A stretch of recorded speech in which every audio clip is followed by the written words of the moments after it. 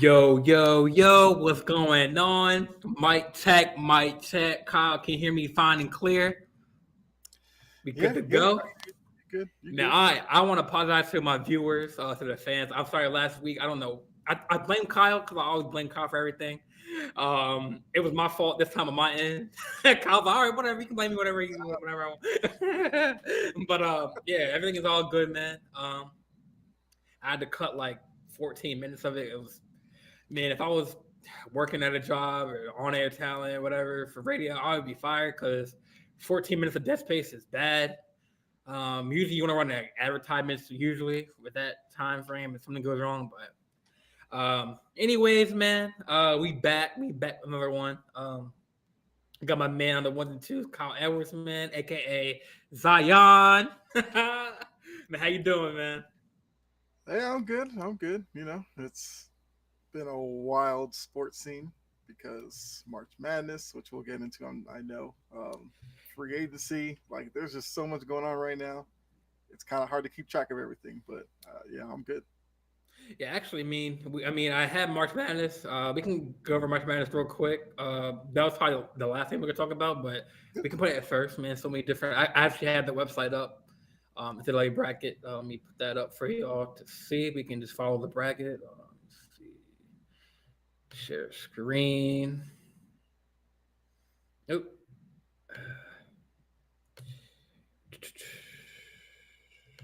Hold on 1 second. Okay. Share screen. You said go to the Chrome tablet, right? Yeah, always share the tab. Don't like share necessarily the window. Or can you see this? Or I didn't put it up there yet. Then you got to pull it up on the stream. All right. All right. Yeah, all right. Can y'all see? Can everyone see this? Nope. Oh wait, I always forget to do that. Yeah. All right, here we go. All right, so this is the March Madness bracket. I felt kind of confident in like the first day because I had I think Maryland. what you're sharing right now is like the Google search. Oh man, hold on. Oh, said the wrong thing. Oh, let me in share screen. I think for some reason my thing is laggy from my computer. Oh, okay, this is this one. Okay. All right, now is it good now? Oh, wait, That's like, forgot to yeah, share it on got the to pull it screen up. again. Oh Yep. gosh. Yeah, you good. All right, there we go. All right, so we got the March Madness. It's March, about to be end of March. See the March Madness is here. Like I said, I felt kind of confident. First day because I had Maryland beat West Virginia. That was a crazy game. We were waiting on Alabama to see who they're going to face because I think Texas A&M faced somebody in the play-in to like play who they faced to play Alabama. They had to play in the playing game, right? Yeah, that's where A&M was that Corpus Christi or whatever came through from. They came from the first four. They got Alabama. I mean, Alabama beat them. Then Alabama beat Maryland. Alabama San Diego State, I think is going to be an interesting matchup. San Diego State's really good defensively. Alabama as well. So might be a low scoring game, but I really like what Alabama's doing right now.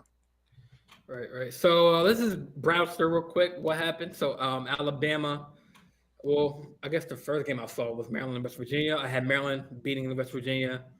Um, so they faced Alabama. So I was perfect the first like game of the day.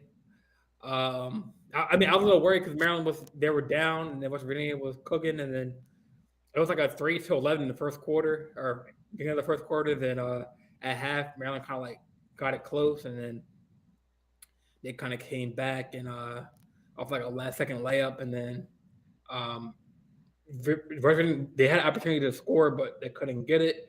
So I was 1-0. And then all of a sudden, boom, boom, boom, here comes the next game, Virginia Furman. That's where everything started to turn. I had Virginia taking it. No one really expects a 4 seed team to lose to Furman, but hey, it's Virginia. That's Virginia for you. Um, 4-13 isn't that big of a gap anymore. I know ESPN said, I mean, I don't even know where Furman is. I don't. Is that New York? Oh, I don't know, man. well, I mean, I have no idea where ESPN Furman said is. that that matchup was one of their more popular upsets, even though I think that's more about Virginia than Furman because Virginia plays a really low scoring, slow type of basketball that doesn't necessarily work in March Madness. Because as you've seen from these games, a lot of these teams like to run up and down. Virginia doesn't do that.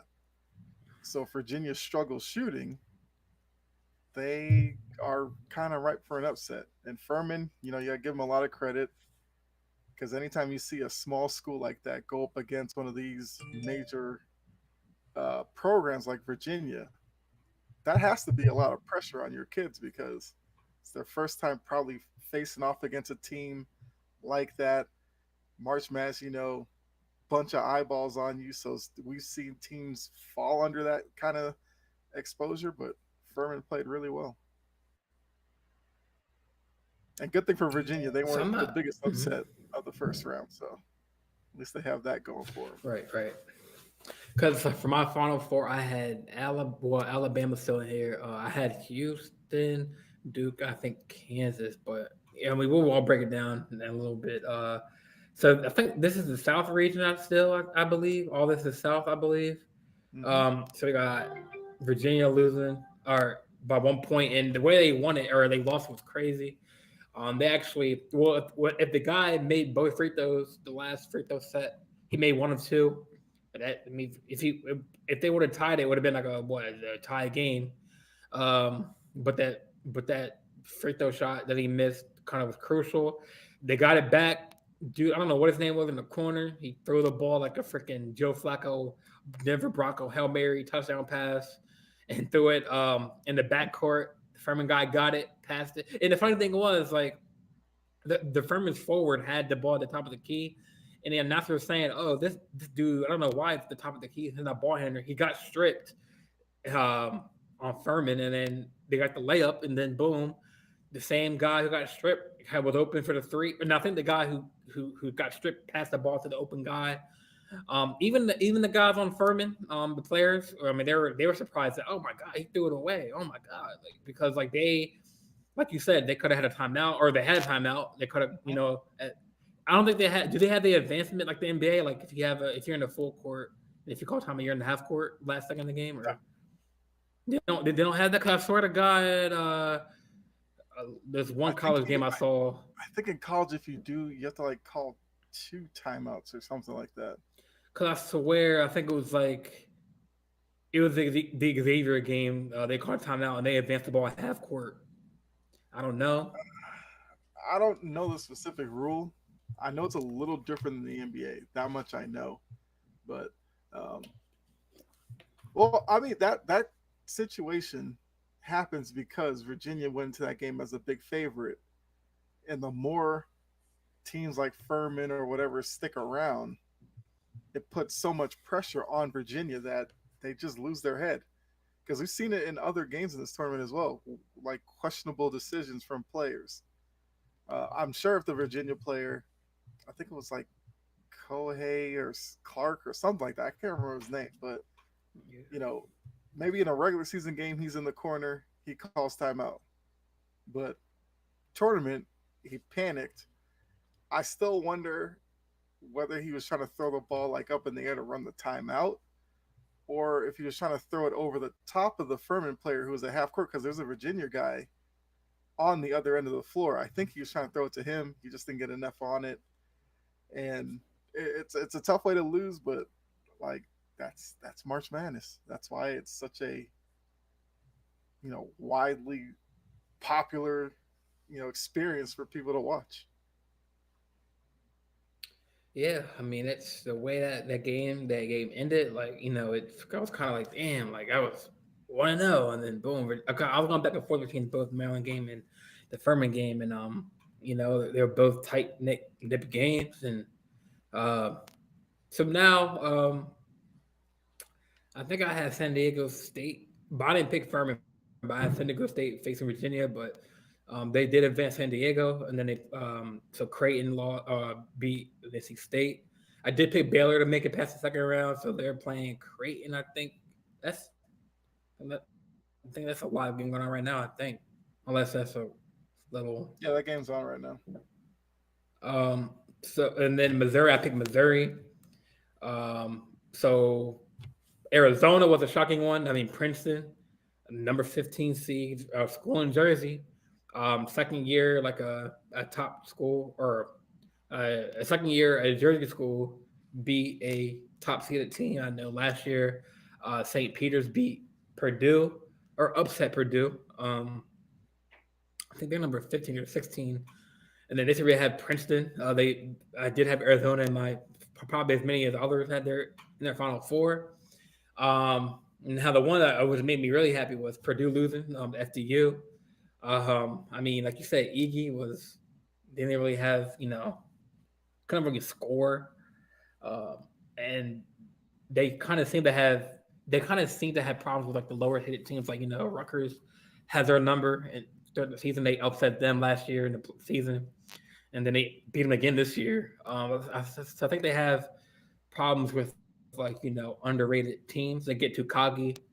Why not? You're the number one seed, but FDU, another Georgia or Jersey school, FDU, kind of like up the parkway from me, beat Purdue. Um, Now that game, Memphis, man, oh, that game was crazy. I think that was last night, um, 65-66. Um, I know Key said that Memphis kind of screwed up because Penny Hardaway didn't call a timeout in time or something like that.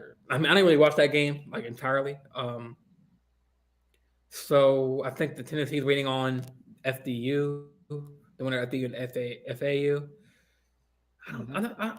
I'm not sure too much about these two teams. But I don't know who's going to be the winner of that because I would pull for FDU because they're kind of like in Jersey, but they're a Jersey favorite around here. But on the I next mean, game, Duke. they play pretty similar, except for FAU probably plays more of a interior game because they have a low post guy who's pretty good. FDU plays more on the perimeter because they just want to beat you with speed, create mismatches, and take you off the dribble. Whereas FAU likes to throw it down low to their big man, and if you collapse on him, he'll kick it out. But they like to run through the post for sure. Right, right. The next game, first round, Duke beat Oral Roberts. They kind of look they Duke started out hot from the gate, knocking down threes left and right. Didn't really lose the lead, and they had to lead all the whole game. Um, Tennessee beat Louisiana.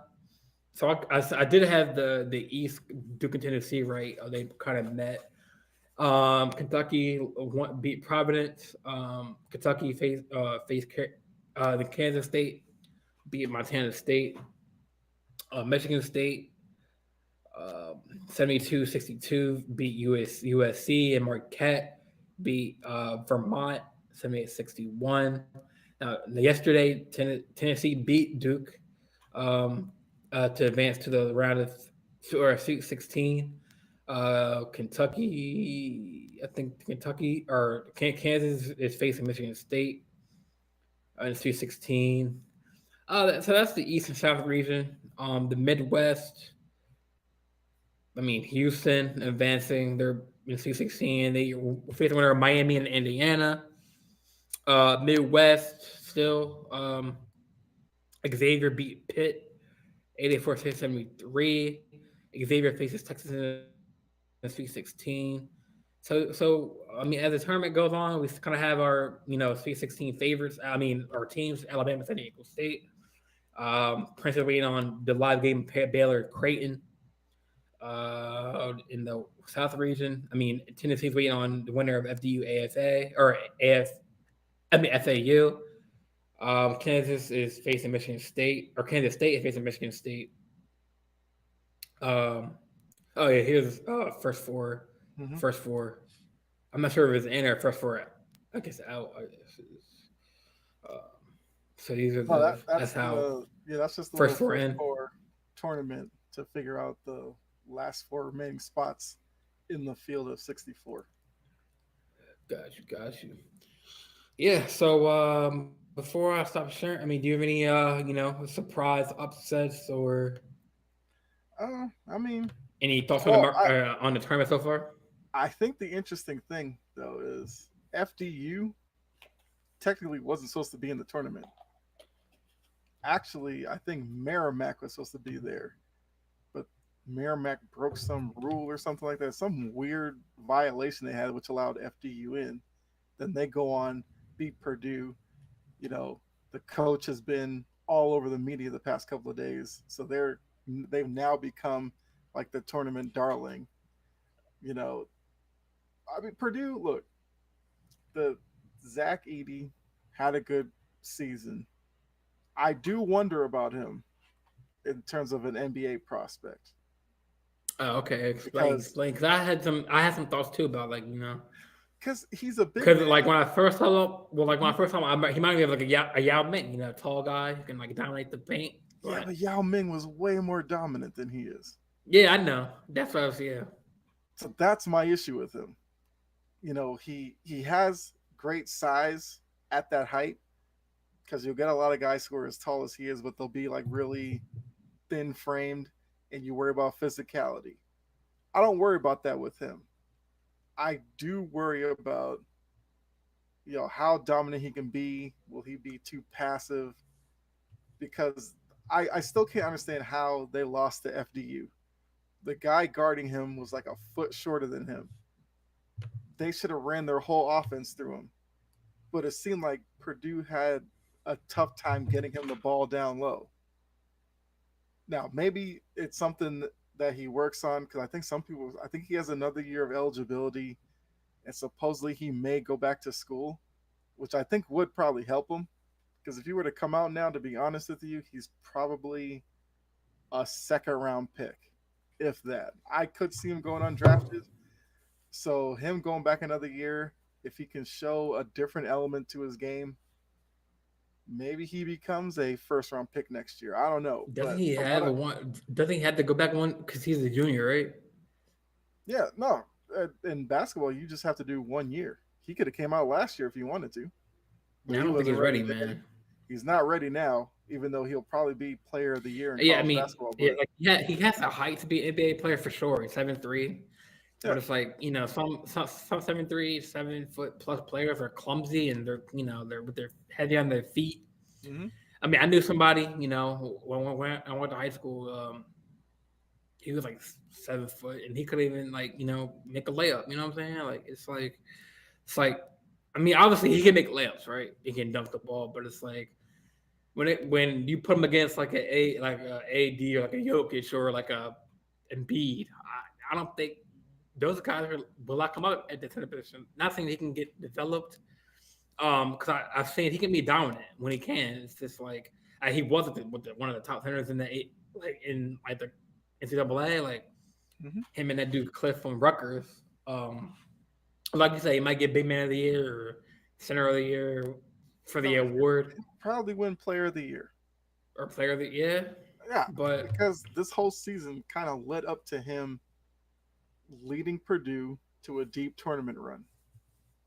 For them to go out one and done like this to a 16 seed with a bunch of little guys on the court, really bad look. FDU, they went at him because what they basically did was they pulled him out, ran pick and roll with him, got him on a smaller guard, and the guard just blew by him. I will give Edie credit. He is pretty athletic in terms of his coverage on a lot of that pick and roll, but yeah, offensively, I just have some questions about him. So yeah, I'd be interested to see if he does stay in school. Hopefully, people around him are like, you need one more year. And I would definitely be checking him out at Purdue to see what improvements he's made. But based off of that game, I'd be worried about him next level. Yeah, I mean, I agree. Maybe one more year, or maybe he goes to the NBA and goes to like the G League.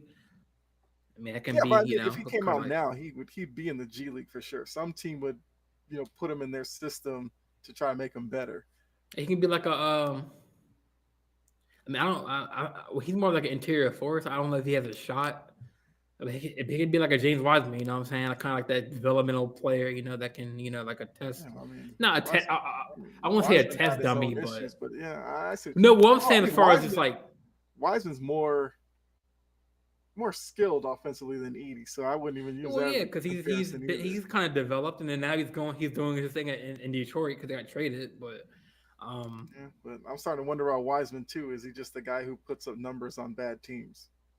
Because why well, couldn't he he wasn't do the this Warriors. in He didn't Golden get the State? playing time, and plus He they were was supposed to never healthy in Golden State. But Wiseman was supposed to be like that. I wouldn't say test dummy, but like that prospect that like since I Looney was love kind the of like a pick in power Golden forward. State because Golden State literally had zero size, and he's Yeah, right. athletic and That's why skilled he that said way. that And was I just thought he was a great fit, but he was always hurt when you looked for him. Now, Mo Gaming puts in there Wiseman going to develop nice in Detroit. I'm pulling oh for yeah, him. I my boy think Mo. How you doing? How you doing, Mo? I think with Wiseman, you got Cunningham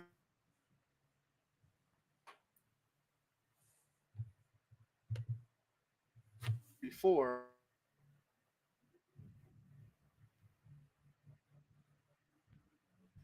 but it never really amounted to anything in the standings. I would like to see Cunningham, Wiseman as a 1-2 punch inside outside. You know, based on what they put around them. They have other young guys there, Killian Hayes and all this kind of stuff. Yeah, Maybe Detroit turns into something next season. And yeah, Mo, I agree about opportunity because, like I said, when he was at Golden State, I love the pick. Didn't work out for whatever reason. He's in Detroit, and because Detroit doesn't really have any expectations right now, I'm assuming he's going to get every opportunity to shine down there. Hopefully, he takes advantage of that and becomes. Yeah. Mo's like Okay. So no, be yeah, like three that, two. that's that's I kind mean, of where. I would Yeah, say, that's where I was going with it. I was just saying, like, can he and Cunningham develop a chemistry that next year you see improvement. Maybe they're threatening for a playing spot. Then 2 years away, maybe you're definitely a playing team threatening to top six, that kind of area. So yeah, I agree with you, Mo. I do think they're 2-3 years away. yeah, I definitely give him 2 3 years. To I mean, they're young. They got Jaden Ivey. They have That was I couldn't think of his name for a second. Yeah, I was and thinking Jaden Ivey. Cunningham, He played at Ivy, Purdue and too. Like Wiseman. he played at Purdue. Actually, he reminds me of like a young like Russell Westbrook. Cause I seen him live play at the Rutgers game. He looked kind of like he can dunk, he can slash. I know they had Travion Williams. I think he's on the Warriors G Yeah, League. yeah. He's Jaron number Duran. Yeah, Mo said Jaron. Yeah, Jaron Duran is good too. yeah. Cade. Cade is now gonna see is he injury prone? Can he come back from this? I don't know I, what was like I a knee I'm injury. not buying that Cade injury. I just think that You don't think they, so? they they weren't looking to compete this year. No, I think Cade was actually injured, but I found it Cade, weird that Ivy, Wiseman, they Durant. automatically called him Yeah. out for the season with the shin injury so long ago.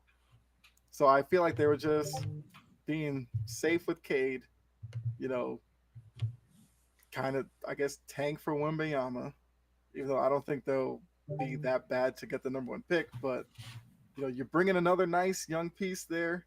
Now you're dealing with Cade, Ivy, Wiseman, Duran, player X. You move forward with that group. Then you try to fill it in with role players around them, some veterans and all that. Detroit could make some noise in a couple of years. Yeah. I mean, now like that's good. You say that the topic that you bring up about how these teams are, obviously every new year there's always this top prospect. Yeah, Now, I don't get me wrong, man.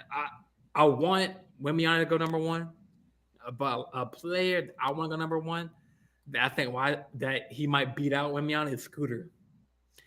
Scooter is that he can dunk, he can slash.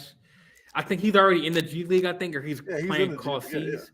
But it's like, wow, this dude is. I mean, yeah, probably why Wimby is going to go number one, I believe, because every team wants to get him.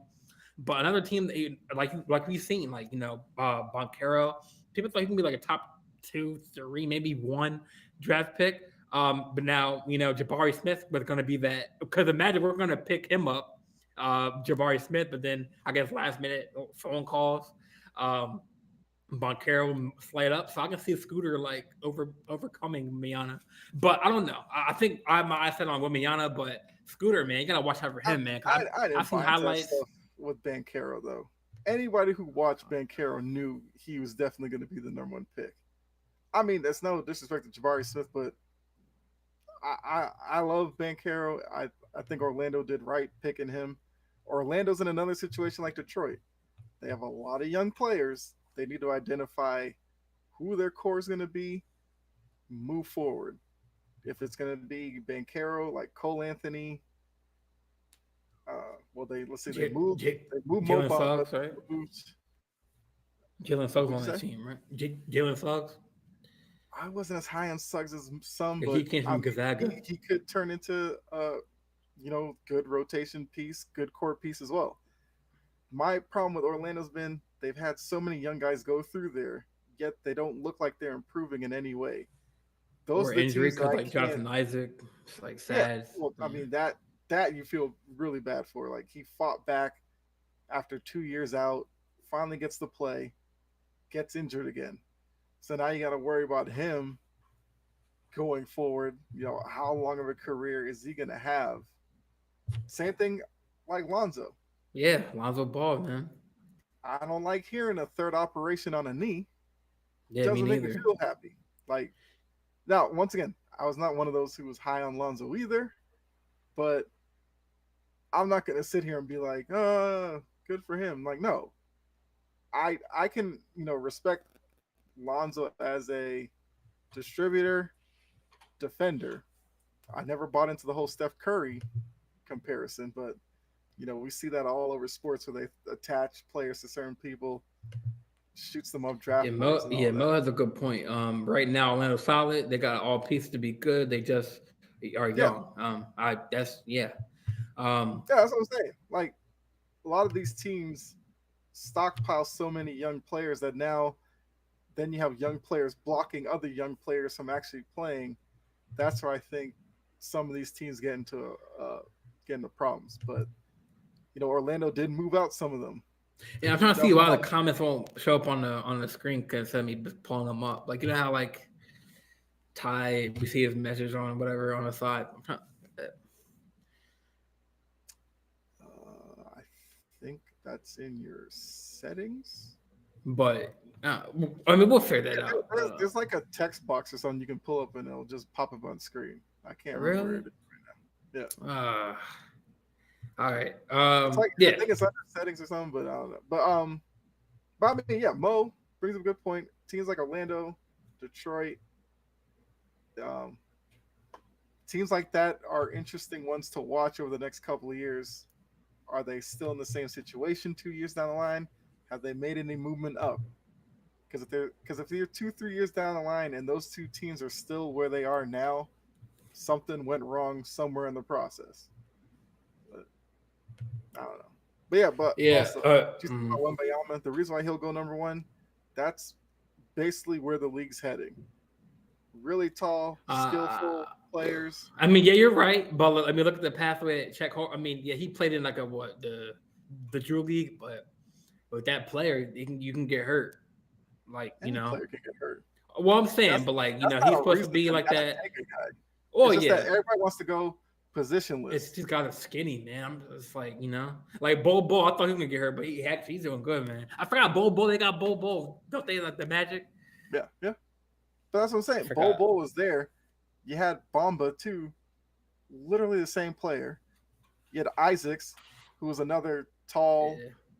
forward, and I mean Isaac's situation kind of played itself out with the injury, but Bamba and Bol were there. It's like, do you really need both of them? I mean, seemingly they chose Bol Bol over Mo Bamba. I think that's the right decision, but that's kind of things you have to do. But yeah, the way the league's going, Wembayamas, Holmgrens, teams are going to covet that, at least for the next few years, because that's where the trend's going. At a certain point, somebody else will come around, be the next big thing, and then the trend will flip somewhere else. That's just how the NBA works. Yeah.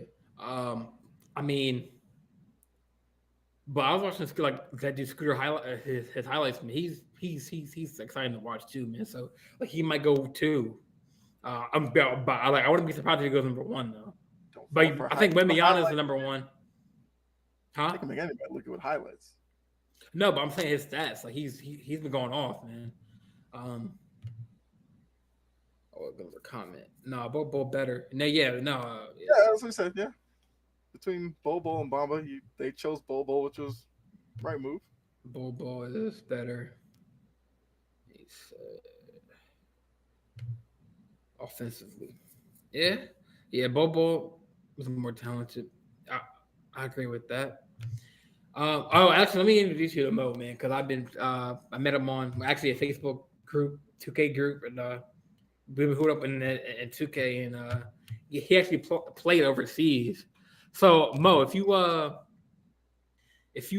still in the chat, man, just tell me, man, because we all are NBA fans. I'm not sure he's in the chat still, but um, if you know you played overseas, right, and like the NBA is full of European overseas players. You got Giannis, you have Luka Doncic, you have Embiid.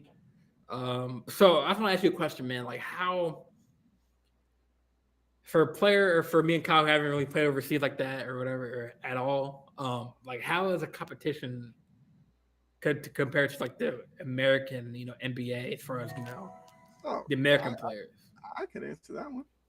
Depends on what league you're in, but there's some nice international competition because before Luca came to the NBA, I watched his games when he played for Real Madrid. For Spain, yeah. That league is legit. Um, I feel like okay, so the major leagues internationally. Well, I'm saying it's just like for just a player playing in that league. Like, I mean, obviously, like your perspective is important, but if he's still here, like a player yeah. is like playing. But you can go ahead. I don't mean to cut you off though. No. You can I'm go just ahead. saying, like, you know, I feel like the days of where it was seen as the NBA being vastly better than these other leagues, those days are kind of Oh, you can. slowly, going away because, like I said, Spanish basketball really Yeah, he said good. it's physical Yeah, as hell. yeah. And when you hear Van Gundy talk about the international rule around the rim, that's why. Like if you put a layup on the rim, it hangs on the rim. You can knock it off and just go. It's Whereas not in the NBA, goaltending. that's goaltending. No, it's not Oh, goaltending oh, internationally. And when Van Gundy talks about it, I'm like, I wouldn't mind seeing that rule in the NBA because you have these guys, the ball's hanging on the rim, they go up, put it back in.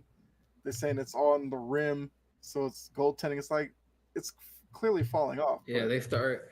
Yeah, yeah, they start at 14 years old in the pro systems, just getting bumped around by yeah. grown. I think this said grown men, right? Mm-hmm. Yep. I mean, look at Kobe. Kobe played like what in Italy, I think, like I think so. 14-year-old, 16-year-old kid playing with grown ass Tony men. Parker, Luca. I think Luca was But 15 when he but started. like if you notice, like not, I mean, the quarter of like the MVP race guys are not American. They're it's Jokic, Giannis, Embiid, the top three. You would think that or American center would be there, but I mean I don't think that means anything. I'm just saying it like it's always been Jokic, Giannis, and Embiid should have been in that conversation. So it's like European players are making a splash. I know we had some prior Tony Parker, Ginobili, in the Sure. past. Who's that shooter? That tragically died.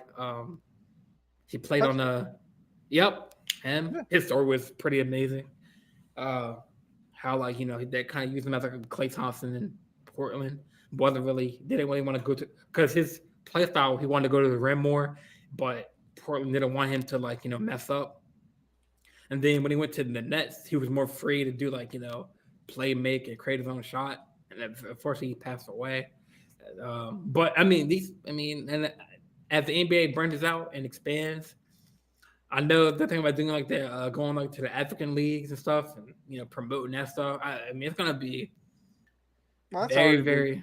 that's already been a thing because that's where you got Embiid from, and actually Giannis.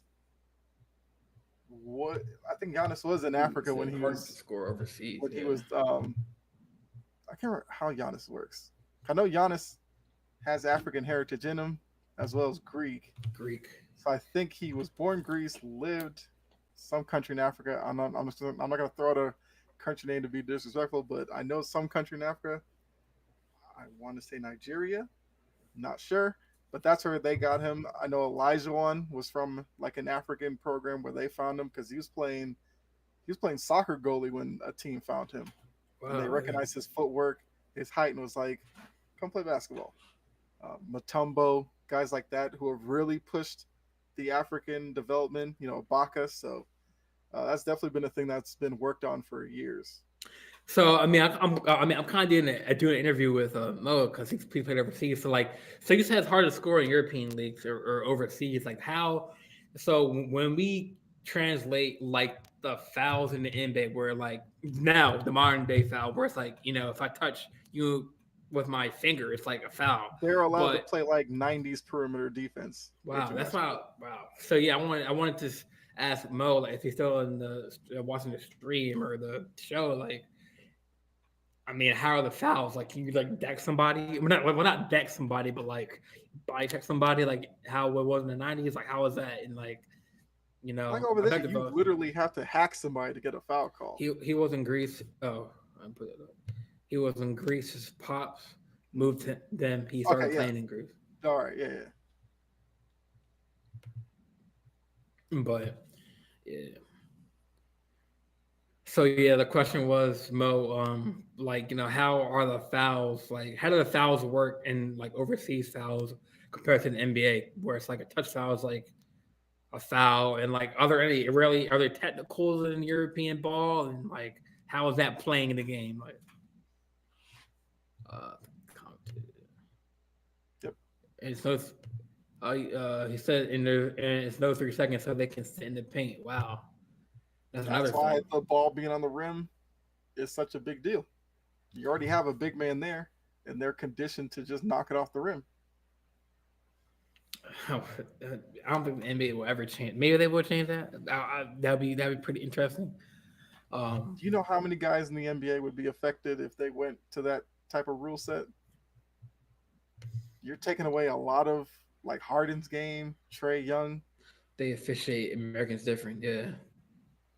Well, actually, Mo, explain that. I'm pretty sure. I think I know what you mean, but as far as like different, I idea what that means. But yeah, I would be interested to see what he says. But yeah, if they went to that, a lot of guys' scoring average would dip, and these NBA players, not a lot of them would like that. Some guys would flourish under that. It'd make your Pat Bevs, Marcus Smart, Dylan Brooks guys more important because they'd actually be able to play defense the way they want to and not have to worry about fouling out or getting a ticky-tack foul, which then changes the way they want to play defense on the perimeter.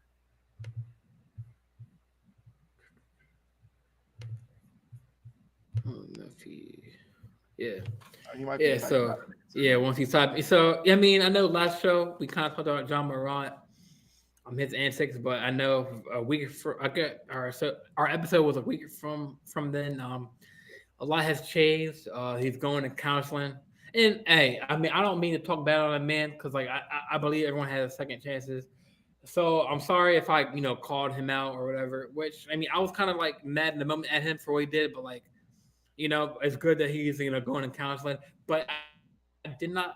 The thing I did not like, well, I know it was for ESPN, and TV, but the Jalen Rose conversation. I don't think those like questions off camera would be the same as questions he would ask John Morant off camera. It was there, and what I mean by that was like the questions were kind of like wishy washy, where it's like kind of like I feel like Jalen Rose was like an interrogator. You know what I'm saying? Like he doesn't work like that. You know I what I'm I saying? don't understand why he got that interview. To be honest with you, Like I, I get it. You want to paint John Morant as like a guy who is getting his career back together. Going to counseling, but it's just like the questions were kind of like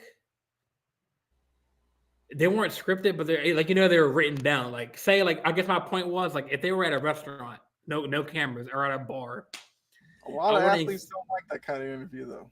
A lot of athletes want to know what's coming. No, well, no, I'm saying that like if the questions were like that, like they're just like just like me and you on a show or like Mhm. on at a bar at a restaurant like a planned restaurant like date location. I don't think the questions that Jalen asked on TV would be the same ones as what those were. And that is my opinion. They're kind of like kind of straightforward questions like to I mean, John Morant. I don't know if you saw his answers. I guess they were kind of sincere, but it's like I guess they were. I'll take him for his word, but I know he's going to counseling. I guess he's trying to get back into the league and to the NBA, to his team. Mhm. And but I heard that the counseling may he might be done for the season, or he might come back. No, I think he's coming back in a couple games. I mean, the league suspended him 8 games, so it's not going to be sooner than that, at He least. did comment. Let me see. He Yeah, says that I'm a bigger guard than most in the leagues I play in. So what's a foul over here? Us would say it didn't look like it. look like kind of yeah. That's very interesting. The league backdated his. Okay, okay.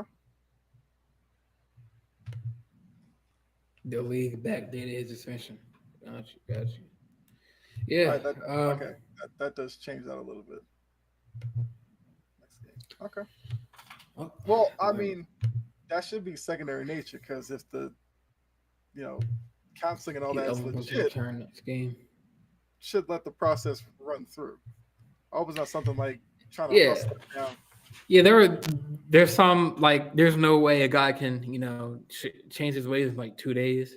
That is like it takes time for a guy to like or a person to get his mind right. I don't think 5 days or a whole week. I think more time like a month or something like that would be to fully like learn. I don't think 1 or 2 days are going to be enough for him to get right. But he said he's a change. He's going to be a changed man. Hmm. His daughter always he's playing for his daughter, his family, um, It's like he important. should. Yeah. Um, and we'll see, man, if he changes his ways. But he has, I think, put the league on notice of he's gonna have all eyes on him and how he acts, and then he still has Dylan Brooks on his team, so it's like, I mean, Yeah. so We know Dylan Brooks isn't changing anytime soon. yeah. Did you see him like really like run over a cameraman? Didn't even apologize. Hey man, you got to keep up the persona at this point. Yeah, I saw that. I mean, It's not like he didn't even. He was like, "Oh, my bad." Like, "Oh, you okay?" I mean, I know they're not I gonna mean, stop the like game for every that, but player it's would like, do that. If you ran over a cameraman, you would check like you good and all that. At least most players do. I mean, that's Dylan Brooks for you.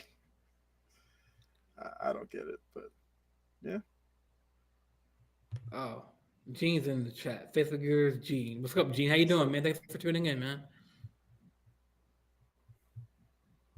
Gene the Green Machine, man. He just got back from his cruise. I'm about to go on mine too. I'm gonna be gone Easter break, so I hope you enjoyed your. I'm sorry, that was Gene that said that. He's eligible to return this Hmm. game. Okay, Yeah. I thought that was Bill that said that. Okay,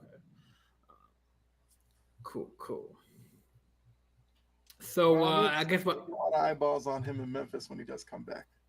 Oh yeah, and not just Memphis. The whole league is on. It's gonna be watching him to see how he acts and stuff because um, I forgot his response is why he brought the gun to the club in the Jalen Rose interview. I forgot his response, but I'd probably have to um, rewatch that. I don't remember most of it, but I know you don't probably care. I mean, for me, it's like those interviews. It's either gonna go one of two ways. Either the player's gonna come across as arrogant or something, and then people watching will be like, "This dude's never gonna change," or it's just gonna come across like softball questions, and people be like, "Oh, this interview wasn't legit. Like, how do we even know?" I don't Yeah, know if any. that's wrong. That's how I'm like, were these questions like legit? Like, were these like, I mean, I know you have to be like kind of like PG for ESPN and stuff. You don't want to be like too in detail, because it's for like ESPN and for the But it's company. also like But what I said. Would if Jalen Rose approached John Moran was like, "Let's do a sit down interview. I'm just gonna throw questions at you." Would John want to do that, or was it something where he was kind of like, "I'll do the interview, but you can't talk about this, and this. You have to well, highlight this, and this." And we don't know that, but like, would you that's expect like Steven Jackson to ask his questions to jump around? Like he's probably is gonna. there a chance he would have done an interview with Steven Jackson? Because Steven Jackson probably would have gone places he didn't want to go. Yeah, that's true. I But mean, you could have done, I don't know, maybe like Doris Burke. Maybe she would have. I don't know. Who knows? I was kind of surprised it was Jalen Rose, but yeah, that was their choice. everyone before the interview, everyone was thinking either like Jalen Rose should talk to him because he's been there before Hmm. in that situation. So I guess that was a perfect player or former player to talk to. But now since we're on NBA, I guess we might talk about like playoffs and what's going on. I know I think the Celtics are third, but they clinched. I think Milwaukee's number one. Basically, the top three seeds in the East have clinched at this point, and Yeah. So Cleveland's probably just days away from clinching. when do teams like officially like clinch? I guess can it be the last game of They the can season clinch or when are whenever. they? I mean, the reason why those teams are clinching is because Miami is the 7 seed right now. I think Miami has like 33 losses. So basically, once you get to 49, 50 wins, you're clinching a playoff spot at this point. Right, right. So in I the think East, it's Denver's kind clinched of out west. I think they're yeah, the only one Denver, out yeah. west. Yeah. So you'll start Um, seeing yeah. So like other than the Philadelphia 76ers, Celtics, Milwaukee. I know probably down like 5 through 10. It's kind of like anyone can grab like the Knicks can maybe inch their way in there. The way they're playing. Cleveland, I'd say, is a lock at 4. I'll say The Knicks are more I like at think five, about it, five I or think the six. Knicks are a lock at 5. Yeah.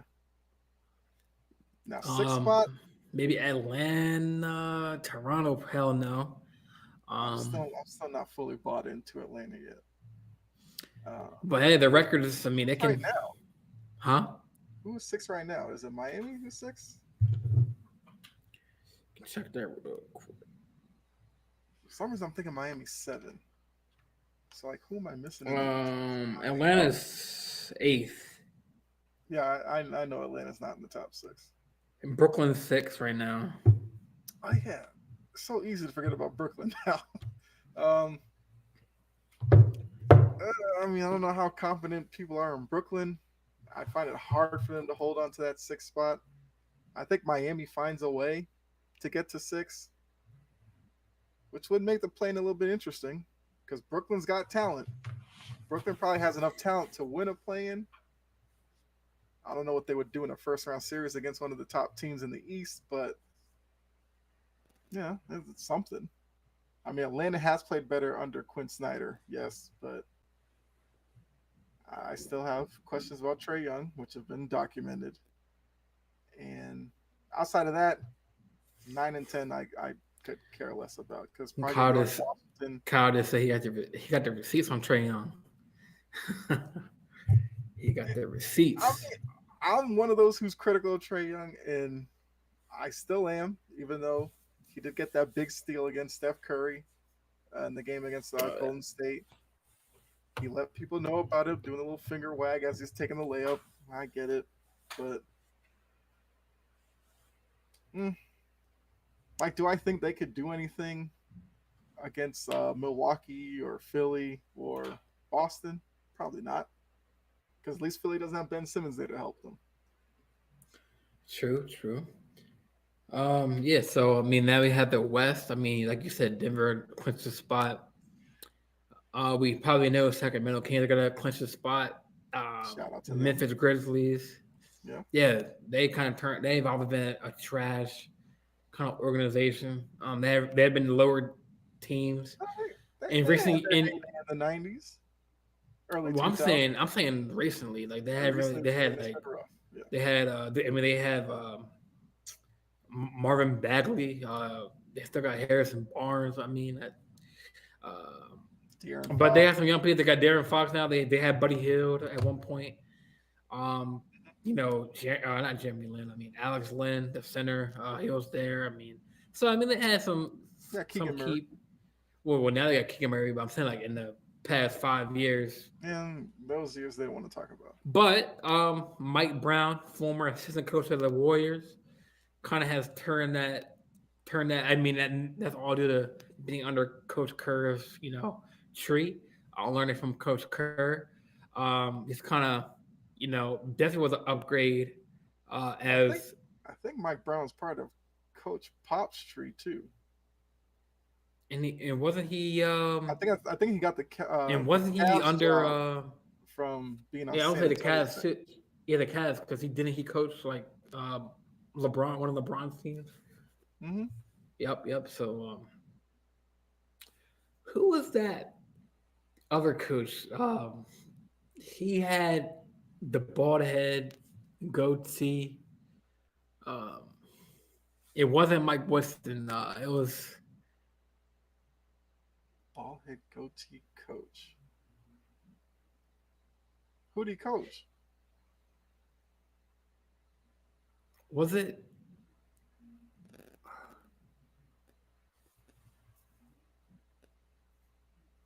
Was it? Oh my God!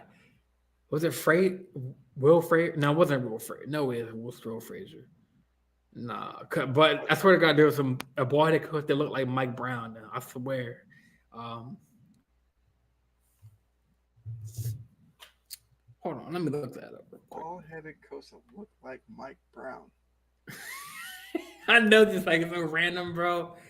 I'm interested to see who this is because that's.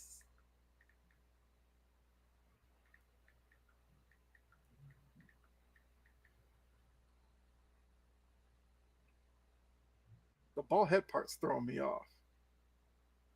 I'm like drawing a blank thinking of ball headed coaches right now. Oh, here, Mike Woodson. Oh, yeah. He's coaching Indiana right now. Oh, he is. Yeah. Yep. He used to coach the Hawks. Yeah. I know you're talking I mean, about. he don't look like actually he don't look like Mike Brown. Mike Brown's a little darker skin, but yeah. Now that when I thought the ball headed guy, yeah. Yeah, he's coaching Indiana. I know that was random, but yeah. So we got the looking at the standings. Yeah, we're talking about the West. Denver has clinched Sacramento's a lock. Number one spot. Sacramento's a lock at 2. Memphis. Memphis at 3. Suns at 4. Boy, that can flip flop because the Clippers are right behind them. At 37-34. Dallas is a lock. So basically, 7 through 10 is up for grabs. I know the Lakers are 11th, right outside the 10th spot. They have the Magic tonight. So the other key game. I guess every game going forward is a key game for us. Yeah. Yeah. I mean, it is. Well, look at their games. They have Magic. They have the Suns. Which I mean, no KD. How long is he out for? That doesn't matter to me. And Thunder Bulls twice in a row. That can 2 easy dubs. Hey, Bulls are back in the playing, man. That's crazy. They're That's fighting. crazy. That's crazy to even say that they're like in a plane. The way they, I mean, look at the rest of the teams at the bottom of the East. You have the Raptors, who, I mean, you know how I feel about the Raptors. yeah, So there's mm, Nick Nurse, man, that title of Kawhi did wonders for him because he's probably untouchable up there. But that team is trash to watch. yeah, I didn't even. When you and Brett told me to tune into that, I didn't even. I forgot to tune into that game. As I said, I wouldn't waste my time because Yeah, it's brutal to watch. Although yeah. they're I think probably like two players away from actually being good. we're like a It's like a just like a superstar. how they get. Yeah, Yeah. Um. Like any NBA, or any more NBA news you can talk about that's on your mind? uh, I feel like not really. I mean, until we get to the end of the season, like a lot of it's still way up in the air. Outside of Oh no, it's about the MVP race. oh yeah, that's right. Jokic, Embiid. When it's all said and done, who do you have winning it? I've said for weeks, I think the league wants to give one to Embiid because I feel like there's a lot of people within the voting community who might not feel right giving Jokic three in a row. Embiid's having another good season. They moved up into a tie for second. I've kind of said if they were ever around being the number one seed in the East, I think that would get him the MVP. What are they, like a game and a half or something behind Milwaukee? If they finish Hmm. the game behind, they finished in first, I think Embiid gets the MVP that a lot of Philly fans, I'm sure Gene would chime in if he was still in the chat, probably think he should have one by now. I feel like he ends up getting it because I think I said this a couple of weeks ago on cheap seats, maybe. I feel like Embiid has become a sympathetic figure in Philly. They look at the pieces around him, how those pieces don't consistently help him. And I feel like people are starting to, I don't know, necessarily like appreciate him more now, but I don't know. I just feel like he's being viewed differently because, the Ben Simmons thing blew up in his face, the organization's face. Even Harden right now, Harden's looked he has his moments where he looks like vintage Harden, but more or less, he kind of is whatever it is right now. The Tobias Harris, where you're not really sure what kind of play you'll get from him on a nightly basis, but every night you tune into a Philly game, Embiid's going to give you 35, sometimes 40 a game, like 15 boards. He's efficient at the free throw line. He can stretch the floor as well. So I feel like Embiid wins it this year. Not to say Jokic isn't having an MVP type season, but Embiid's due one. Yeah, I do agree. Embiid is due one. I think he should have got one a couple of years ago. I would say the year that Giannis won in the second. I think Embiid would have won that year. Giannis was the clear front runner his first Mhm. MVP bid, but I feel like Joel was right there with him, with Giannis that second year. I think he won it back to back. Giannis. Yeah. And So then Jokic turned around one back to back right after him. yep. So I do believe that Joel should have won that his first MVP that second um Giannis stint with the MVP. But like you said, he's well deserved. He's kind of carried that the Phillies team. Um, and they wouldn't really be Philly without Joe Embiid. Let's just be fair. He's kind of like that anchor of that team. Um, let's just put it this way. I mean, Philly's a top three, top two, top three seed. Without Embiid, they'd be like a maybe seven playing team. I'd say. Um, I mean, unless they replace that kind of a player at At center, that point, you're banking on Harden and Tobias Harris to pretty much yeah, lead you. I'm not betting on nothing. I'm not Gene. If you're here, I'm not betting that. If I'm I'm sure just saying, Philly if fans he was, wouldn't bet on that either. yeah, but no, Embiid it's well deserved. It should be well earned. Um, Now, would you be mad or shocked that they give it to Jokic though? Because I feel like ESA is like flip flopping. The problem is, I can't say I would be mad because Jokic is putting up MVP type numbers. They're gonna win the West.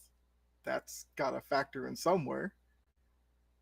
He's playing with Jamal Murray, who's coming back off the injury. Porter Jr. has his own injury issues. Jokic has been the consistent player there. Maybe Jokic ends up winning it again, and we'll just look back at it and be like, it was just poor timing for Embiid. He played really well when Giannis was dominant for those 2 years, and now Jokic for 3 years. Maybe that's what it ends up to being, but I think Embiid gets it this year, and you know, I guess right the wrong, like because you said you thought he should have gotten it the Giannis second year. I think Sixers fans probably feel the same way. So why not give Embiid one? It's not like we would look back at it and be like, he didn't deserve that. He clearly does. That's coming from a Celtics fan too.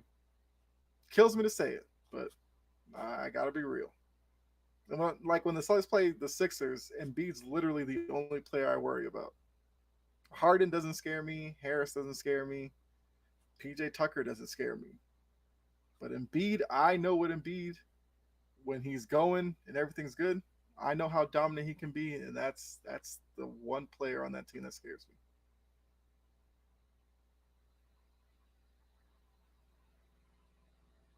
Oh, you're muted.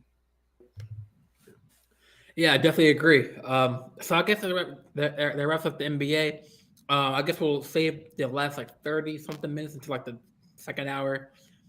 So I'm trying to cut it down to like an hour or two. So we'll Mm-hmm. save the 30 something minutes that we have for the NFL. We're gonna discuss like the fantasy, tracker. Before we discuss, I have the NFL fantasy tracker up right now, so we'll go over each division and with the moves, and then well, first we'll talk about the Lamar Jackson because obviously, we got to. He's still not signed to a team, or no team has offered him an offer sheet yet. I'm pretty sure they'll pick up either in a couple weeks or maybe at the draft. Um, Mm-hmm. Even though the NFLPA's lead guy, Maurice, or he came out and said that basically saying what I've been saying. There's no way that a player of that caliber, MVP caliber, has gotten an See, I, offer. I didn't know it was a DeMaurice Smith guy. I Yeah, didn't the know he more put out a statement. If that's the statement he put out, that guy's an idiot. You can't force teams to do something that they don't want to do. but then again, you can't. But what do you It's expect? not an indictment on Lamar's talent that he hasn't been offered an offer sheet. It's the Browns' contract to the But Watson, that's not Baltimore's and problem. owners That's are. not these other teams' problem. Uh, It's not. I It's not. mean, It's not. They don't have to sit there and continue this path that we're going no, down. no, no, no, no. I'm not. I'm not. Well, isn't that Yeah, collusion then? but even Cleveland restructured Watson's contract this offseason. So it's not even that big of a deal anymore. But the problem is when you're attaching 2 first-round picks to a player, every team who's been involved, supposedly in the Lamar talks, has like a top 10 pick this year. All of these teams need that pick. So they're going to wait, see how free agency plays out. They'll probably draft those players because they want that guy. Then you could go, hey, our team is here, here, here. If we get Lamar, that puts us here. Let's make an offer to him. There's no problem with that. So what does the PA need to come out and say something like it's some type of secret deal working backstage to make sure Lamar hangs out there? And even if that was happening among some owners, I doubt every owner feels that way. Because now there's people talking about the Patriots might get involved. Um, I don't see it, but at least with the Patriots, their pick is number 14. Maybe they'd feel a little bit more comfortable giving up the 14th pick because they kind of filled some needs in free agency. So Then they would have two starting quarterbacks with Mac Jones and Lamar Jackson. I'm assuming they'd probably gauge Baltimore's interest in him, and if they didn't want him, they'd put another player there. You know, trade Max somewhere else. It wouldn't take that long to do that. There's other teams. Maybe they go to Carolina. Let's say Carolina uses the top pick on Will Anderson or something, and then they don't get any of those top quarterbacks. Call Carolina and be like, "You want Mac Jones? You think he's better than Matt Corral and Sam Darnold? You do? Here, take him. Give us a fifth rounder. I don't care." That could easily happen. I mean, another type of story is like, our teams are willing to, even though Baltimore's, kind of like in a waiting game right now, they know that, whatever match or whatever offer sheet they give, Ravens can match. So it's like, but I still teams are kind of like, plan at all. Huh? I don't think that's their plan. It wouldn't make sense. Because think of this. You don't think the Ravens are going to match the offer? They've literally sat around while free agencies happened around them. What has Baltimore done in free agency? Not a damn thing. So if they're playing, instead of like re-signing players and kind of fixing the cap space, they were going to do that anyway. But if their plan was to have Lamar test the market, to get a big deal that they could have offered months ago, to wait for somebody to offer that to then match it. Now you're bringing Lamar back after free agency's gone. What purpose was that? Where have you improved the team in any way? If that's what they do, Harbaugh should be fired. Whoever's in the front office need to go, because that's the dumbest idea ever. Because if that was your plan, you would have signed Lamar, you'd have gone through free agency, major moves, and we wouldn't even be talking about this. So clearly Baltimore's plan is whatever offer they've made to Lamar, that's it for them. So you think Ravens are done with them? I think they hope Lamar goes out there, no team signs him, he comes back at that number. It'd still be a stupid way to go about it, but at least that way you'll be like, I guess it was more on Lamar not wanting that. He tested free agency, and then he went back. But either way, I think the team kind of looks dumb, however it turns out, because if I'm a Ravens fan and I'm looking at this, we needed a wide receiver. I mean, there's still some. I'm not saying we, because I'm not a Ravens fan, but I'm saying as a Ravens fan, you'd be like, could have gotten a wide receiver. Look, Adam Thielen just signed in Carolina. I mean, yeah, there's still some. Some options. I mean, there's OBJ. There's DJ Chark. OBJ wants like $20 million a year. How are you fitting that into your salary cap? He came up. He didn't say 20. Well, he kind of confirmed like 15 to 20. We kind of confirmed that on Twitter that he wasn't 20 million. Okay, I mean, he's not going to come back for 6. But I think he just kind of set that aside, saying that he's probably doing that now because where could he really go? And then they signed freaking the Cowboys wanted him, but then they got Brandon Cook, so it's like. Obviously, his number didn't fit what they wanted. But yeah, let's just go through the free agency chapter so far.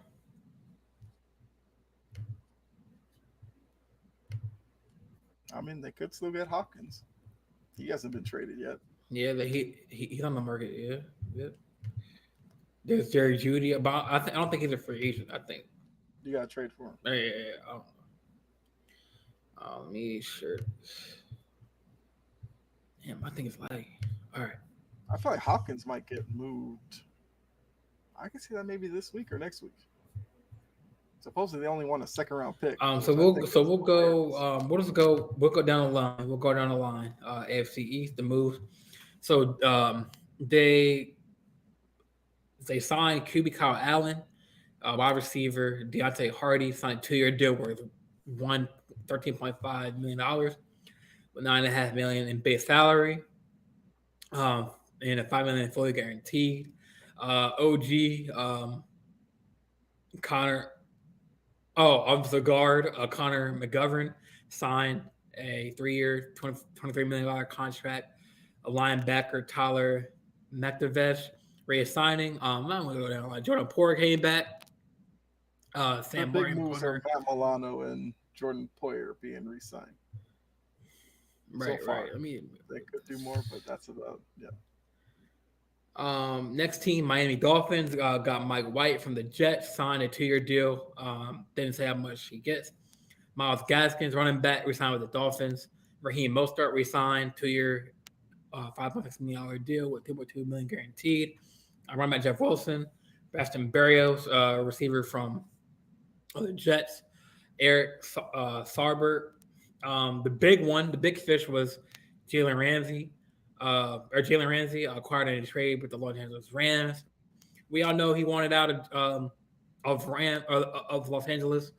Um, so I think Dylan said that it was either Miami or Jacksonville. Back to Jacksonville. Uh, they got former safety Deshaun Elliott from the he did play for the Ravens a couple years ago. I think he played on I'm not sure what race team he played on. But he signed with the Dolphins. Punter Jake Bailey. Your Patriots got James Robinson, who signed 2-year deal worth $8 million. Juju Smith-Schuster from the Chiefs signed a 3-year, $25.5 million deal worth $33 million with incentives. He received $60 million guaranteed. They got tight end Mike Gesicki, which you say you like the trade or the deal. Agreed to a term on a 1-year deal, $4.5 million deal. 3.5 million dollar guaranteed. Chris Board, he was on the Ravens. Jabril Peppers. All right, so New York Jets with the whole. Huh? I was just saying, like the Peppers came back. Oh yeah. So now with the Jets, whole fiasco with Aaron Rodgers. They signed Alan Lazard, and the Jets Supposedly they're going to sign Lazard even without Aaron Rodgers requesting it. I guess. Whether you buy that or not, that's what the Jets are saying. Right. Solomon Thomas or Wes Schweizer signed a contract with the Jets. Re-signed Solomon Thomas, Quincy Williams, their linebacker. Chuck Clark we traded him to or get some cap space for a 2024 7th round pick. That's kind of a steal for us. Like, we get some money back and a pick for it's only a steal if that means Lamar's coming back. Trust me, if Lamar doesn't come back, Ravens fans will look at that and be like, okay. And then partner Thomas Morstead signed with the Jets. So I guess Baltimore, AFC North, Lamar Jackson received the non-exclusive franchise tag. They re-signed Justice Hill to a $2.2 million contract, which includes $1.25 million guaranteed. Trayvon Mullen re-signed on declaring as Lamar's cousin. I think re-signing on a 1-year deal. And safety Geno Stone re-signed. So not many moves as far as I guess we'll see some moves in the coming weeks. Or if so, if the Ravens, we'll see. Bengals got Orlando Brown. How do you like this trade or the signing from Orlando Brown? I mean, they have to upgrade their offensive line. They tried it last season. It didn't work. I mean, Orlando Brown's pretty good. We'll have to see. That's the only way I could grade that one. I mean, I'm happy that they at least tried somebody. Because I can't remember who their tackles were this year, but it was awful. So, I mean, Brown was good enough to start on Kansas City. That has to mean something. All right. The Bengals signed Cody Ford to a 1-year deal. Yeah. Jermaine Pratt, a linebacker, re-signed to the team with 3-year, $21 million deal. Pratt receives $10.3 million in a year and $15 million over 2 years. So not really many big moves happening in the AFC North. I mean, Cleveland Brown got Atkins, Ethan. Uh, I don't know any of these players. Or Thornhill, he's a safety. Juan Thornhill's a good pickup. He was a player that I kind of put on the list for the Patriots to look at because they needed a safety. But yeah, that's a good pickup for Cleveland. He's a I think Thornhill's more of a I think he's like a free safety. So he's got good skills with the Yeah, ball in the air. That's a good signing for Cleveland. gotcha. Steelers, they got offensive guard Nate Herbert. Signed 2 year deal with worth 8 million with 4 million guaranteed. So they went more deep. So they went two offensive players, and they got more defense with Larry Ojambot. You got to do it in that Oh, division with Cincinnati there. that's true. Cole Holcomb, Elton Robertson, Patrick Patterson, or Peterson. I mean, we can briefly go over the AC South. We got Case Keenum, Mike Boone, Noah Brown, Robert Woods, Brandon Brandon Cooks Cooks traded to the Dallas finally gets out of Cowboys. there. Yeah. Larry Tunsil got his payday. Which if you're That gonna includes young 50. quarterback, you got to get him a tackle. So that makes perfect sense. All these other players. Jimmy Ward, Indianapolis Colts got Gardner Minshew, Ashton Dolan, Tavon Bryan, Samson Ebukam, Matt Gay for kicker. I mean, not really big. I mean, not really big splash move. I mean, so we got Jared Stidham, QB for Broncos, to back up Russell. Samaje Perine from the he got traded from the Bengals. Uh, Malcolm Burton, Chris Manhart, Well, Ben Powers. I mean, Cincinnati's basically let people know they're gonna put their money in Burrow and the wide receivers. So Mixon, P. Ryan, I mean, they weren't gonna waste money on them because if they'd signed those two, T. Higgins or Tyler Boyd probably had to go, and they don't want to do that. I have to say it's probably the smart way to do it because running backs, if you know what you're doing, you can find running backs in the draft or free agency. Whereas top tier wide receivers, you kind of want to hold on to those. Right. Chiefs signed Jawan Taylor on a 4 year, $80 million contract. Which probably means they think he's an upgrade over Orlando Brown because Taylor got Um, more money than Brown got from Cincinnati. Chiefs didn't really make much moves. I guess they got some defensive players. Nick O'Grady, Charles Minhu, Tershawn Wharton, and Mike Edwards. Some more defense and two offensive big Two men. linemen. So Jimmy G got to the Raiders, or got traded to the Raiders. Signed 3 years, $72.5 million deal. Will either That make or includes break 24 Josh million. McDaniels because this is gonna be looked at as the same as the Tebow thing when he was in Denver. Traded up, took Tebow. That ultimately cost him his job. This Garoppolo move will either make him look like a genius or he'll get fired because of it. I'm just going on a line. It's not really. I mean, Josh Jacobs was received a non-exclusive franchise tag. So yeah, no, I was right. He was on a non-exclusive, so he can get traded. Exclusive tag. I think you or Keith said that he's on an exclusive tag. So he's on a Mm-hmm. non-exclusive tag. So, huh? No, we said he was non-exclusive. It's just for a running back, they'll kind of wait on him. I Yeah, mean, they got Philip Jacobs is about, Dorsett. 28 maybe. He'll get signed somewhere. It'll probably be an under the radar type of signing, but Yeah, he'll all find a these. I home. mean, yeah, Cowboys. They got Cooper Rush for backup. Tony Pollard signed him. I know Ezekiel Elliott's on the market now. Brandon Cooks. I'm pretty sure they slap the tag on Tony Pollard because they want to keep him. They want but he's injured, so he's kind of recovering.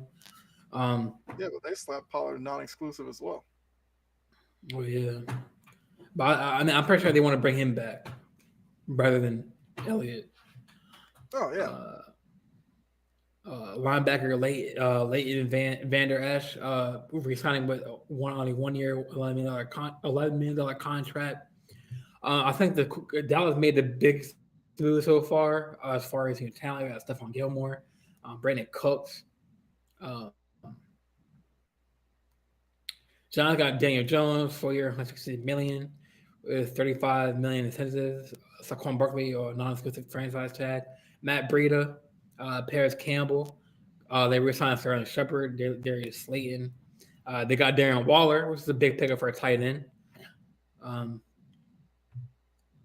Eagles, more like defense. Slayton came back. Bradbury, Brandon Graham, Fletcher Cox. They're big pieces. Cox come back for 1 year, maybe his last year if he feels great after this year. Washington got Jacoby Brissett, Andrew Weil, Nick Gates, Tyler Larson, Abdullah Anderson, Darian Payne, Efe Obada, Cody. So they got a couple moves in the NFC North. PJ Walker. But I'm noticing like all these teams that are getting quarterbacks. A lot of those teams wouldn't be out on What's Lamar. up? What's up, E? Haku? How you doing, man? Um, Thanks for viewing the Because show. Brissett got a Let me 1 year put the deal. comment. Clearly, now he's not part of the future in Washington. Um, I still say that's a team to watch for the Lamar thing. Everybody's still saying the Colts. I guess. I mean, the Colts are sitting at 4 in the draft. You figure if they want a young quarterback, they should be able to get between Young, Stroud, whoever you want at number 3, whether it's Richardson, one of them should be there at 4 if they're really in love with one of those guys. But I'm not really sure. I don't think any, like I said, I don't think any of the teams that necessarily signed, a veteran quarterback is really out on Lamar. That's just more of a covering themselves. If they can't get Lamar, they can't get a guy in the draft, or they get one who probably needs some time to develop. You at least have somebody you can plug in there week 1 and be like, I know you know what you're doing. We'll run with you until whoever is ready to go.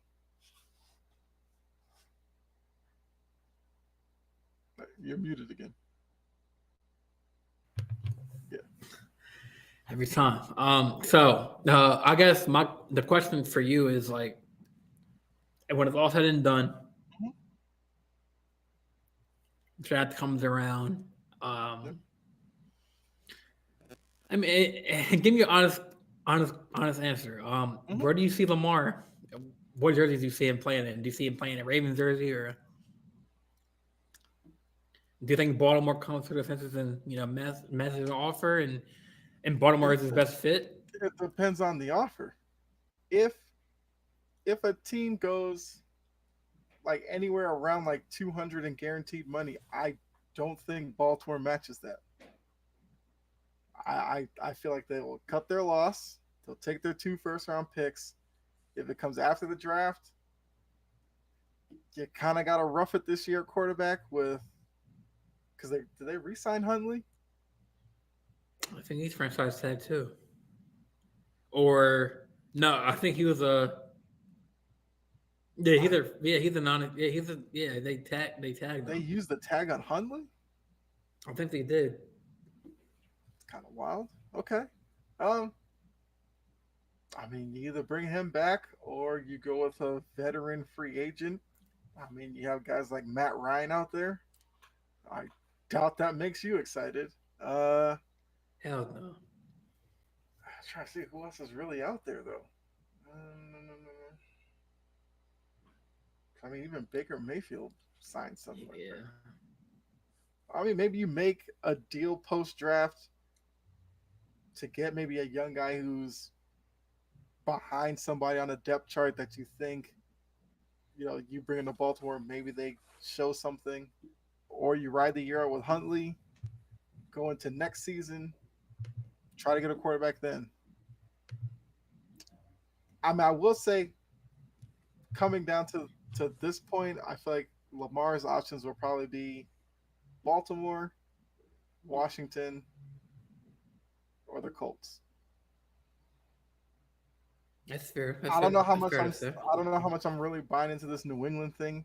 It would be a Belichick move to kind of come out of left field and get him, but those are the three teams I kind of see him. I'd probably rank them. If I go Washington 1, I just have a feeling Washington might be putting something together. I'd probably go Baltimore 2, Colts 3. Colts 3.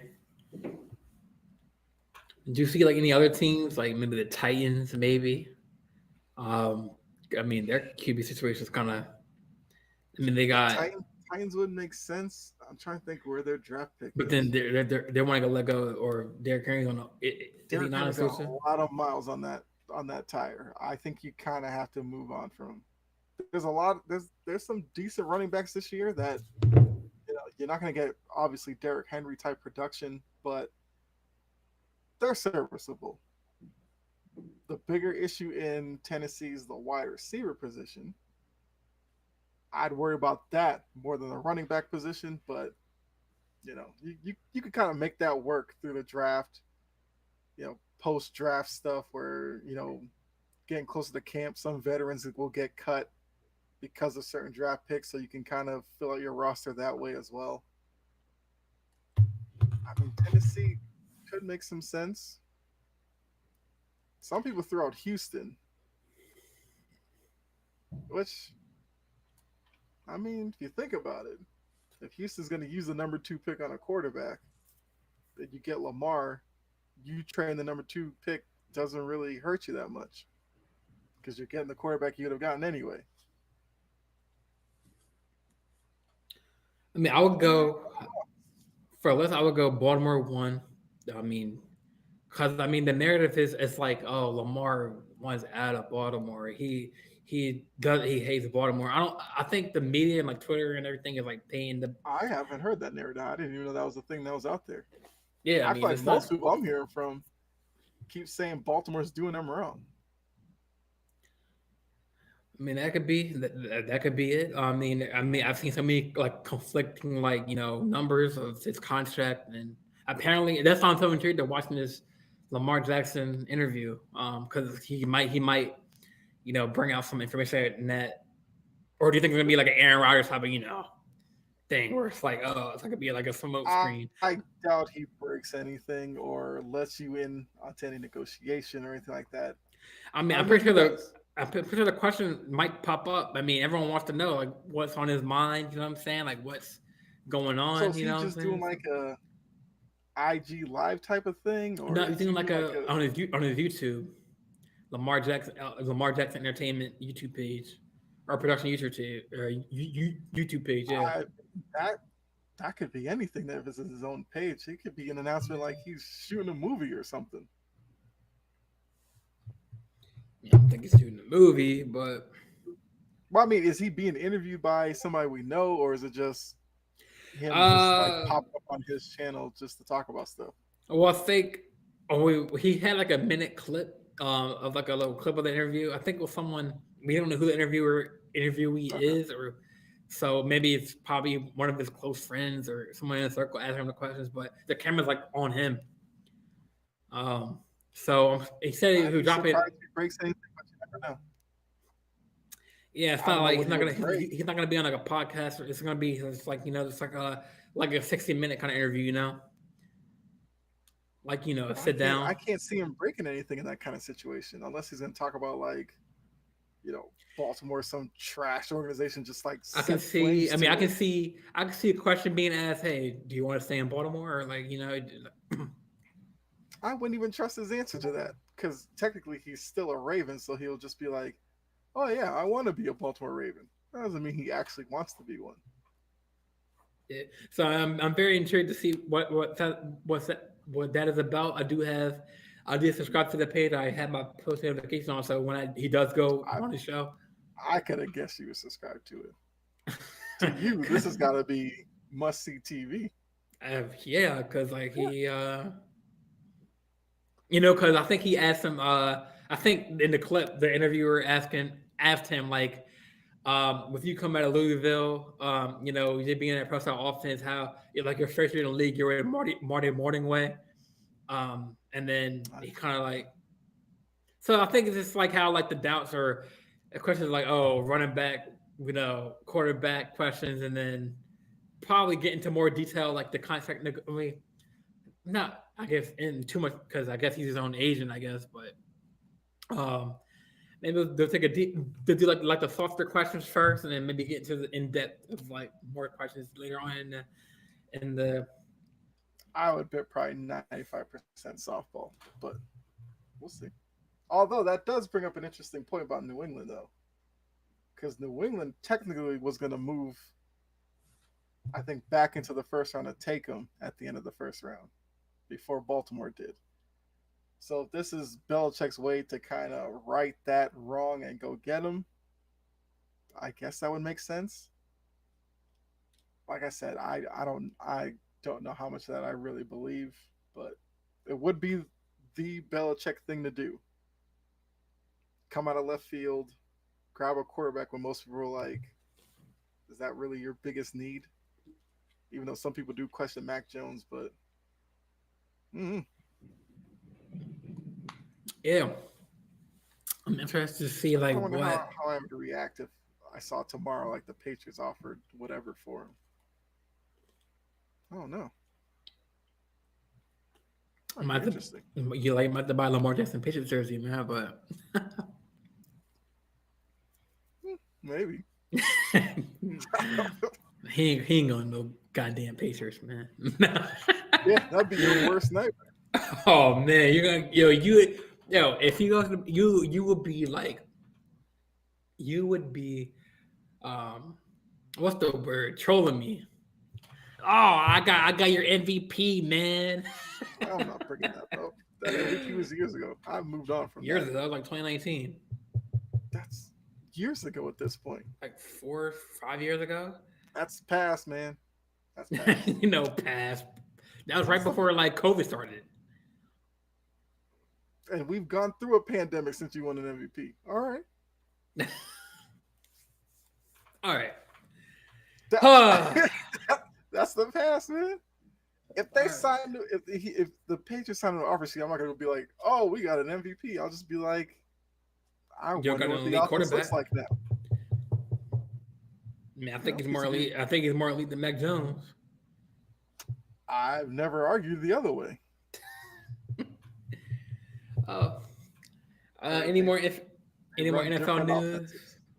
Uh, I think did we touch on everything? I don't think it's gonna be this Aaron Rodgers crap too.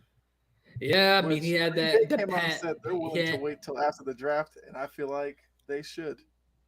Why rush to yeah give Aaron Rodgers what he wants? Make him had the sit. pat the Pat McAfee interview. I mean I watched it. I mean, You know I didn't. but I've been over Aaron Rodgers for like 3 years now. So he did confirm that he wasn't gonna be. Yeah, but he did say he wanted he when he was in that dark place. It was 90% retired, 10% he wants to come back. He said he wants to feel his body out, see if his body is capable of going. talk But he about said athletes I don't buy what they say. I'm not buying any of that. if he did, he said if he did come back, he intends on playing for the Jets, no other team. But he basically said that like the ball is in the Packers' court. I know he's still on a contract because I think Pat McAfee asked him like, "Hey, like, what's the word? Are you going to the Jets?" So, like, we all want to know, and he was like, "Well, I mean, I'm gonna tell you like straight up, like, my intentions are to play for the Jets, but the Packers are still paying me, so it's like they kind of had the cards on in their hands. So it's like But you I said, mean, they could either send them to the but Jets think of that. right now or wait to the draft. He was a free agent. What, last year before? If it was that bad in Green Bay, you could have left then. You re-signed in Green Bay for big money because clearly that's all that mattered. Now all of a sudden, your intentions to play in New York. So why didn't you play in New York when you were a free agent? Could have done it. They would have saved the draft pick on Zach Wilson, which clearly looks like a waste at this point. But now you want to play there. I hope he goes there. I hope the Jets go 7-10. To be I honest with you, forgot. I forgot they're in your and division. I'm not even worried about him. A lot of Patriots fans are crying about it. I say bring it. Matt Judon will sack him 4 times in the 2 games, and I'm gonna laugh myself to sleep. He doesn't guarantee them anything. One, if you make the playoffs, he's gonna choke in the playoffs. Hate to break it to you, Jets fans. Good luck with that. That's my Aaron Rodgers 5-second rant. So there you go.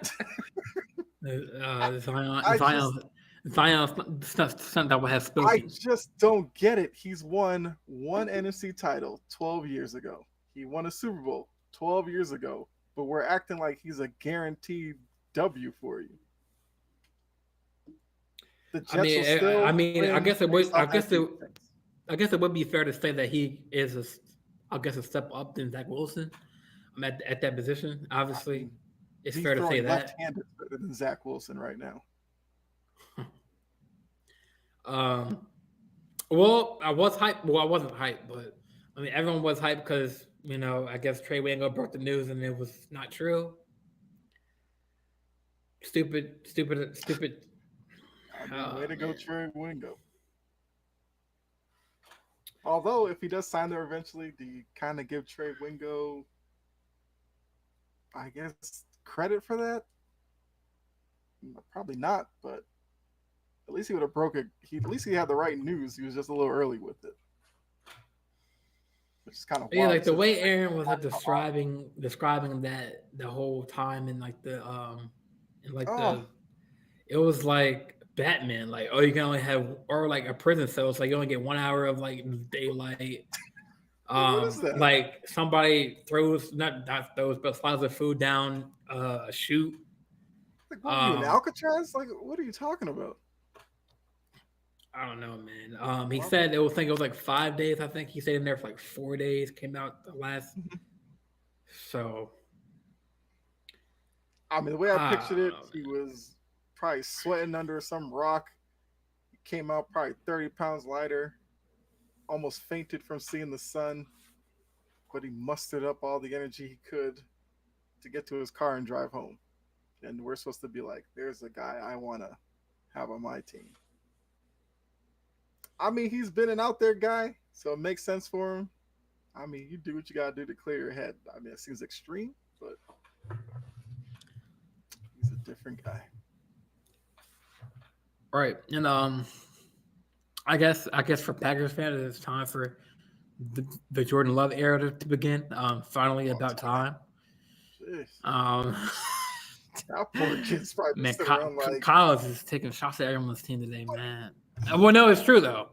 like y'all moved up to take me out of Air Force, and I've been sitting here.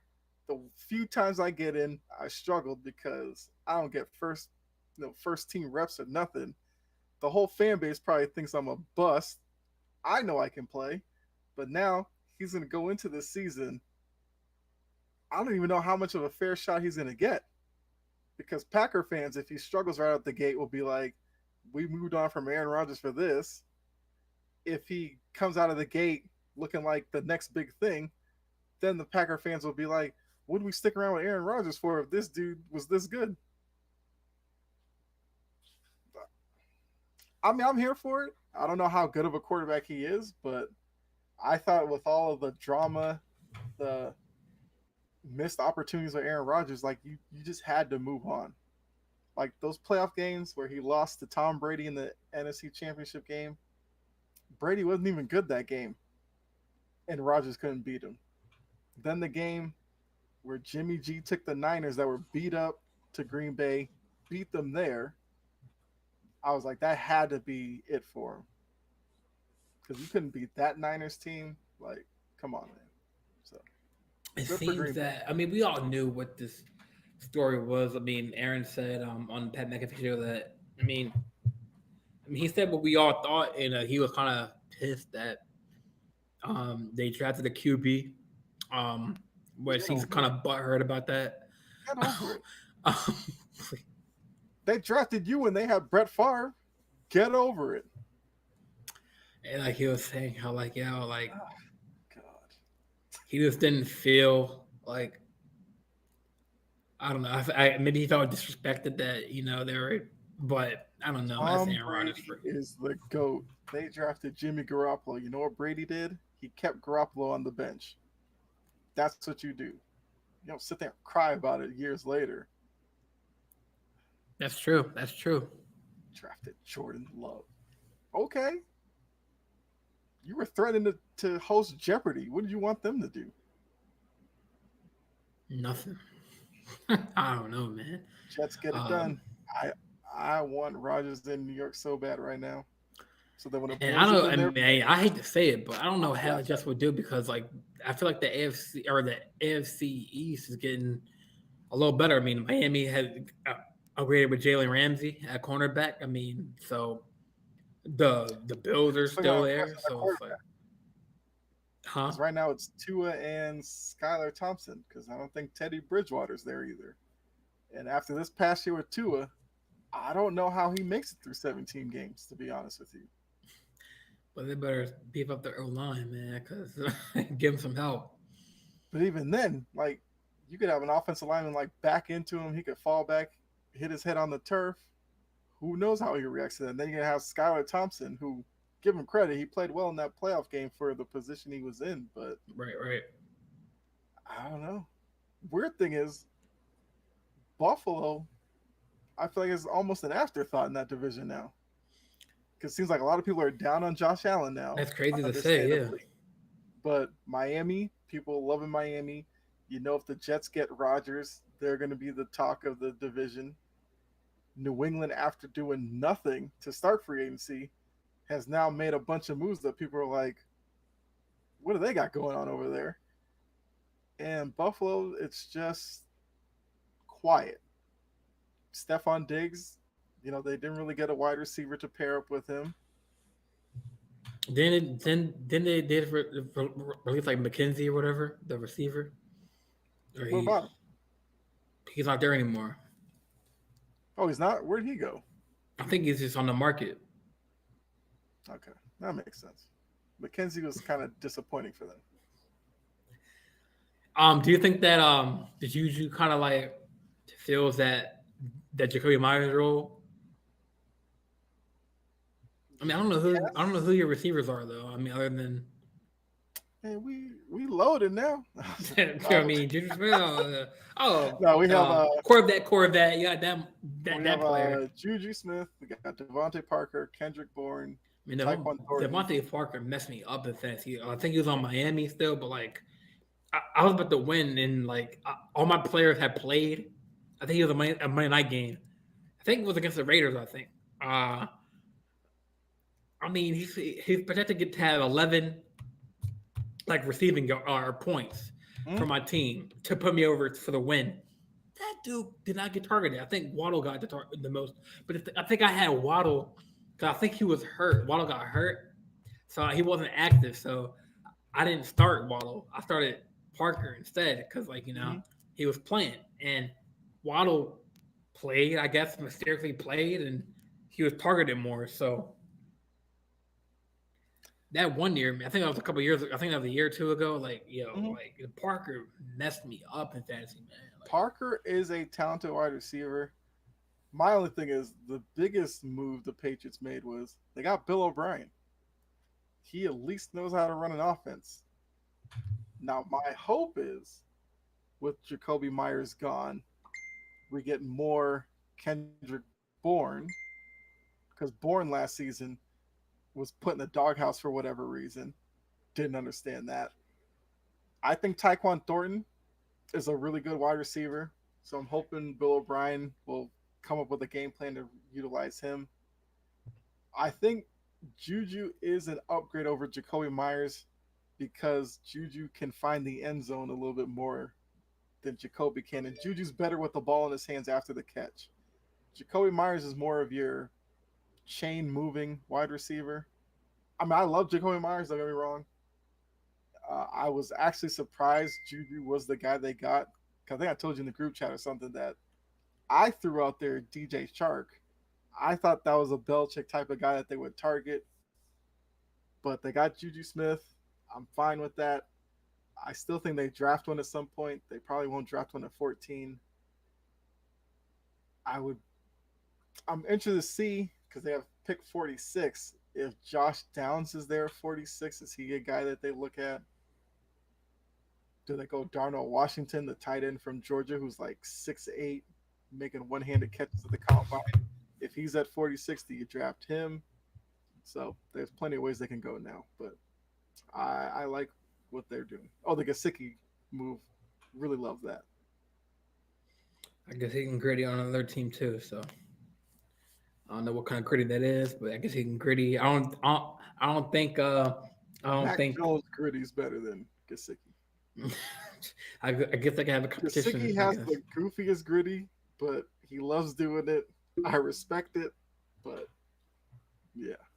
I guess they're gonna have a competition in the locker room for a bit of gritty content. I guarantee the first time he scores one, he and Mac Jones probably do it, and some people may want to bleach their eyes, but it's the dance right now, so hey, knock yourselves out. Facts. Well, we're closing on in like 2 hours. So, I mean, is there anything else you want to talk about for the NFL, or we think we covered everything? Well, somebody said, "What's up in the chat? What's going on?" I'm not sure who this is. I'm probably Ty. That's what I'm thinking. Yeah, Brett. What's up, Ty? What's going on, Ty? Yeah, we're just about to end the show, man, but it kind of came a little late, but it's all good, man. Had a good show. Thank you. That's all that matters. Right. Gene came in. I thank you. Appreciate that, Gene, for coming in. Got my boy Eam Haku 23 from Twitch. I got my boy Mo from Twitch as also, and Ty came in a little bit late. That's all good though. And whenever they got more viewers coming in, so it's like 3. So, I mean, anything else we want to cover, talk about? I mean, Ty's here. I know Ty likes the Juju move to New England as a Kansas City guy, which I was like, okay. But I mean, Ty, man, you missed my Aaron Rodgers rant, man. You missed it all. But trying to think if there's anything in really NFL wise. Well, Thielen got moved to the Panthers, or got traded to the Panthers. No, he was a free agent. But well, yeah, free agent, yeah. What Thielen's going to be, how much does he have left? I think some people think he's kind of done. But, yeah. That's why I said, like, I saw Ty's TikTok where he talked about it. But, okay. Yeah, I like the Juju move as well. But Thielen in Carolina is interesting. I think Carolina, if they get the quarterback position figured out, Carolina's probably a playoff team next year. I think they could win that division easily. And, outside of Carolina, the Saints are going to be banking on Derek Carr to turn them around. But, I know Atlanta got Jonnu Smith to pair with Kyle Pitts. I mean, that's what Desmond Ridder throwing on the ball. I don't know. The jury's still out on Desmond Ridder. I don't know. Thielen's old and slow. Glad I don't have to hear people say he should come to Kansas City. Yeah. That's the worry. That he's on the back 9 at this point. You said that back 9. If Carolina's bringing him in, Carolina, I guess we'll throw him in the slot, see if he can be like a young quarterback safety valve. I mean, you could do worse in that situation. And like I said, in that division, there's some bad defenses in that division. Because the Falcons' defense might be improved, but we'll have to see. This is the bottom of the 9th for Thielen. All right, I mean, that's comparable. I guess back 9 of golf, you're kind of getting a little bit more leeway. If you're in the bottom of the ninth, like this is it for you. So I see what you're saying, Ty. I mean that division, I will say the NFC South. I I honestly have no idea how that's going to play out this year. Tampa Bay, what do they look like next year? I have no idea, but it'll be entertaining for a Yeah. lot more than it was entertaining this year, just to see how bad all four teams were. But Mm-hmm. I'm not liking it Yeah. though. Yeah, just yeah. I mean, if you have any other comments, people in the comments, let us know, and next show we'll bring them up in the comments. We have more, bring them up in the next show. We have more time to talk, but we're coming up on 2 hours. So I mean, I'm your co, or I'm the host, Jordan John We, host of the JJ Sports Talk Show, like you see in the top upper of the show. The Instagram link, yep, up below. Follow the show on Instagram at JJ Sports Talk Show. On there, you can see my link, it's my story, you can get the merchandise. You know what I'm saying? Oh no, yeah, Ty, man, don't worry, man, don't worry, brother. Don't worry, man. It's all Yeah, good, you good? man. Yeah, yeah. You No worry, dropped in no at the, worries. it's Like all Kyle good. said, I mean, you're here, man, and all that counts. Yep. But yeah, if you have any other topics you can discuss on next week's show, feel free to let us know. We'll talk about it. I know we probably missed a lot of things. We kind of brushed over a lot of topics. But yeah, we'll definitely be back next week. I'm pretty sure there's gonna be a lot more trades. Is with Jay on the market, DJ Shark on the market. I'm not sure about receiver wise. I'm not sure. Other than, I mean, I mean, like I said, the episode I did about the Patriots, I had Chark on there, who's available. I had Paris yeah, I Campbell, who's want been Shark, signed. man. Yeah. I'm saying Paris Campbell's been signed. Now Oh I yeah, you had got D Hop on the market. Still, I forgot. uh I want to see. I'll debate the goat, but they may take up a whole show. Like go as far as the NBA. Yeah, is that what you're saying, Ty? Oh man, I don't think Colin said smoke, but and next topic.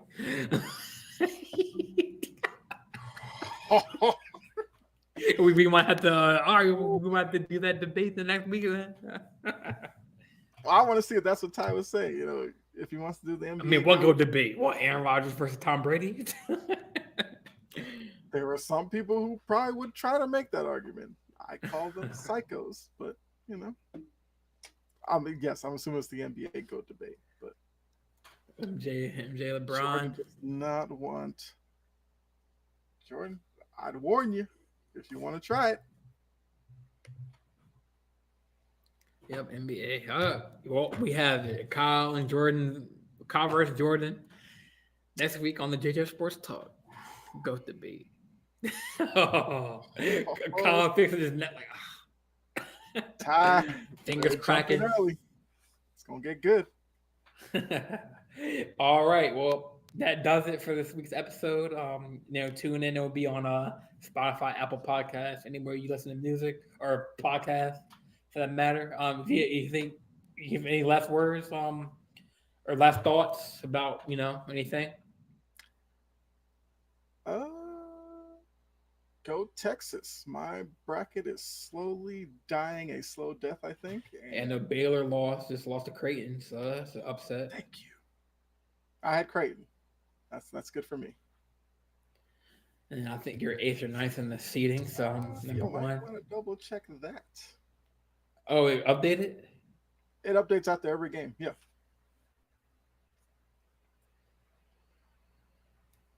I think last time I checked, I was like fifth. I don't know what I am right now.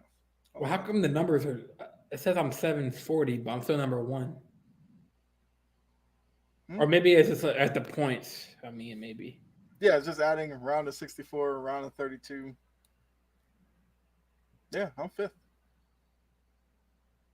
All right. Making your way up there. All right. We'll see. Depending on the rest of it goes, I might get stuck at fifth, but I think Texas is my big hope right now. Right, right. All right. Well, with that being said, like I said, we are out. Come back for next week episode. I guess the GOAT debate. So you don't want to miss that.